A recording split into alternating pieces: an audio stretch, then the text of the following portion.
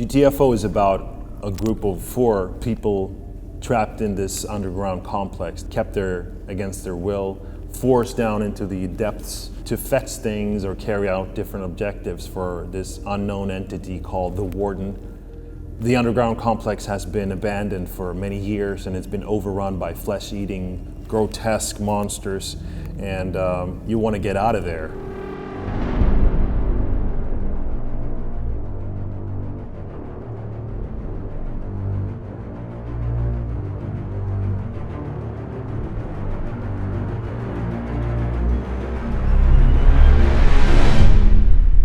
It actually requires you to be in the right mood together, because if they're not, you end up in a Leroy Jenkins situation when somebody's just running into the wrong area and doing the wrong thing. You have survival horror levels of resources. You're almost always running out of ammunition. You're almost always running out of health. This sets a slower and more deliberate pace than other games you'd be likely to compare GTFO to. There's a lot of emphasis on exploration, stealth, and strategy. If you want to survive, you have to use all your tools and instincts to detect the combat situation before it happens, prepare for it, and control the action. What we experience is that a lot of games that claim to be cooperative really only require the players to fight alongside one another and not really fight together and communicate and coordinate. If you like a challenge, if you like playing together, if you like solving problems in groups, this game is for you. It is very challenging. It is something that will put a different strain on your team than other games. But if you're up for the challenge, this is something for you.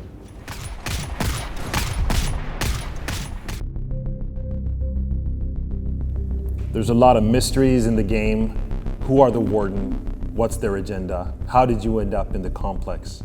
What was the complex originally built for? Where do the monsters come from? And can you escape? So in GTFO, you play as one of 4 scavengers trapped inside this underground complex. You're held there against your will by some entity called the Warden. You're forced down into the complex every day to carry out different objectives, and you get to keep what you can scavenge from down there that the Warden aren't interested in. The story is not going to be told through a traditional story campaign mode, but rather through the free continuous updates of the game post-release. The 4 characters in GTFO is this sort of ragtag team of non-military game characters. A lot of the equipment is repurposed mining gear. They don't have the best weapons. They're not a special unit. We've created games before where the game characters are talking and bantering between one another. But for GTFO, we really want to take that to the next level. So we have created this proprietary system that can have the characters say different things, and it'll sort of adapt to the current situation and the conditions of the current gameplay session. Do not move. Sleeper. Of course, all this work going into the systems would be a waste of time if the dialogue wasn't excellent. So we hired a professional writer to help us out. Adam Gascoigne is writing dialogue for the game, and he's been involved in some fantastic titles. These are characters, after all, that you as a player are going to spend a lot of time with, and it's important that there's things to take from, things to build the relationship on between the characters and between you as a player and the characters. My name is Ronan Summers. I play Hackett in GTFO. He's an Irish character, and despite being a cynic and a pessimist and all that stuff, he's also the kind of guy that's not going to let you down. He's a fun guy to play, and I think Adam, the writer, got it bang on with the character, and I feel like the character is really well written. It can be hard sometimes with action-y games to find those little character nuggets and really get that side of a three-dimensional human to come through. But I think GTFO has spent a lot of time on making sure that these characters are well designed, and that definitely makes it easier to play as well. Many games these days that I work on tend to have some level of choice or variation in the dialogue, but Very few have quite the level of distinction in the way that the same piece of information can be delivered to a player over and over and over again in so many different ways with so many different permutations, whether they're shouted or whispered or something in between, and depending on context and situation. It's pretty phenomenal. I think all that work is really going to pay off when the game comes out and the players get their hands on it. Fans are in for a treat in terms of just the dialogue system and the work that's gone into it. I think it's going to lead to some real replayability for people to just hammer at this thing for 100 hours on end.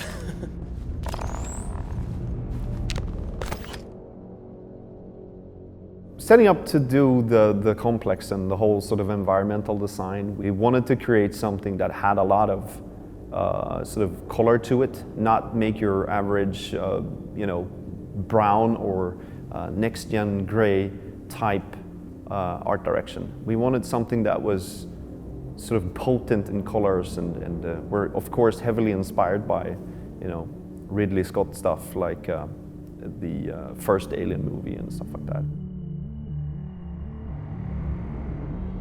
The quality we've managed to get to, we're really happy with, and I think people will sort of appreciate all the work we put down on it in the end, I hope. The sort of style of the environments are purposely picked to sort of start off in something that registers as something natural, normal, something you can understand, something you understand when you look at it, you understand what it is. It's not necessarily too sci-fi or too weird or too... It's actually trying to establish some sort of normal baseline for what the environment was, but also sort of rooted in some sort of reality. And then as players progress through the game, this will of course change and become, I guess, weirder and weirder.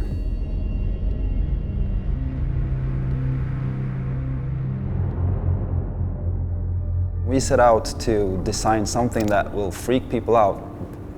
How do we do that? What are they? They're not zombies. They're not aliens. There's something that's disgusting. When we concepted the creatures, we explored so many different designs on paper. We did the most ridiculous stuff, but we had to get it out of our systems. Like, how do we get the readability out to the players, but also keeping it scary in the horror genre.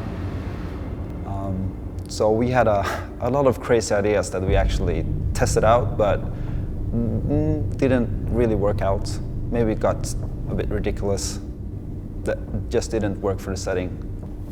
Everything kind of ended up being more subtle, actually, which is the difficulties, because we want that readability. We want to communicate clearly. When designing like the disgusting stuff, everything is all in the small details. Is there a twisted face in there, or has the body been decomposed in a weird way that makes you see things move under the skin? And a lot of design actually came together when we did motion captures for the enemies, because we had to really think about how did they move, why did they move the way they did.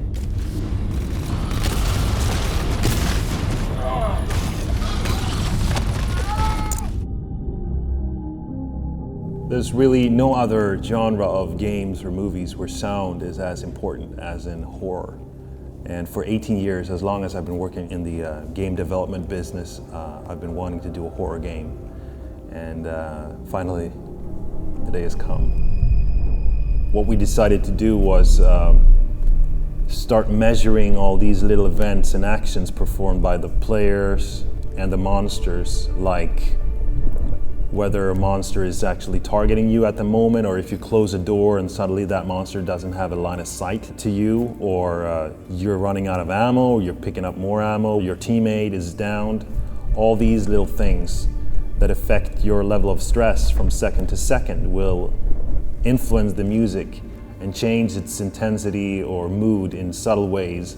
And It makes for the most complex and dynamic music system that I've ever been involved with. From a style standpoint, the GTFO soundtrack is very different from the often empowering and in-your-face music I've done previously. The music in GTFO is much more subtle and conveys a feeling of dread and vulnerability. The way it's implemented with near-infinite combinations of random elements makes it unpredictable, and that helps make it very eerie. Weaving the music this tightly into the gaming experience has been a great technical challenge, and I can't wait to see players be absorbed into GTFO with the help of this soundtrack.